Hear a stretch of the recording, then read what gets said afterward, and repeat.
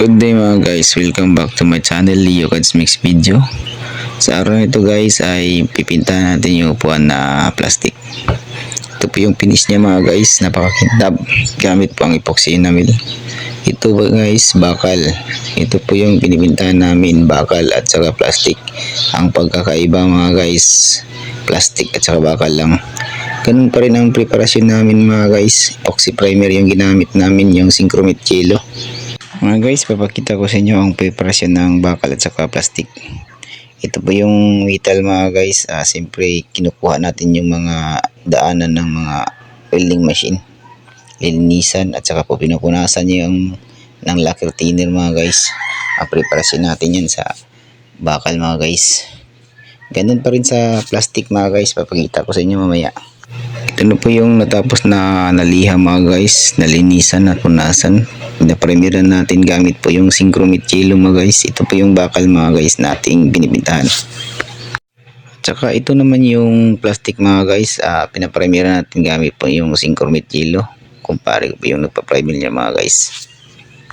Pero bago natin yan pinaprimeran gamit po yung Synchromit Yellow mga guys, diliha po natin yung upuan, kinuha po natin yung marurumi. Ito na po yung natapos natin na pinaprimeran na bakal mga guys.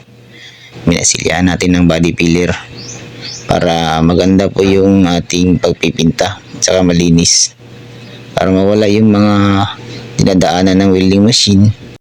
Pagkatapos mga guys, sa plastic na po tayo. Ito po yung plastic mga guys. Natapos na po natin yan na paprimeran. Gamit po yung Synchromit Yellow. Pa-final po natin yung gamit po yung epoxy enamel. Ito po yung aming final coat mga guys. Kulay white po yung kulay na ating pintay para bumalik po yun sa dating kulay mga guys. Tatlong ulit po natin yan binabalikan ng pagpa-final mga guys para makapal po yung ating pagpipinta at saka magandang kalalabasan. Ang pagkakaiba lang dito sa bakal mga guys, yung bakal minasilya natin gamit ng body filler at saka nilihaan pagkatapos pa-final. Ganun pa rin sa plastic mga guys, tatlong ulit natin yung binabalikan pagpa-final para makapal yung ating pagpipinta at saka maganda yung kalalabasan mga guys. Ito na po yung sa bakal mga guys, final natin at tatlong ulit natin binabalikan gamit po yung urethane na pintura. Ang pagkakaiba lang dito guys, yung bakal is urethane po yung ating final coat. Yung sa plastic naman is epoxy enamel. Pero yung preparation mga guys, pareho lang mga guys, bakal at saka plastic. Yun lang mga guys. Kung bago lang kayo napadaan sa channel ko, sana huwag niyong kalilimutang mag-subscribe, like and share, and click all notification bell button para updated po kayo sa mga bagong video ko. God bless you all.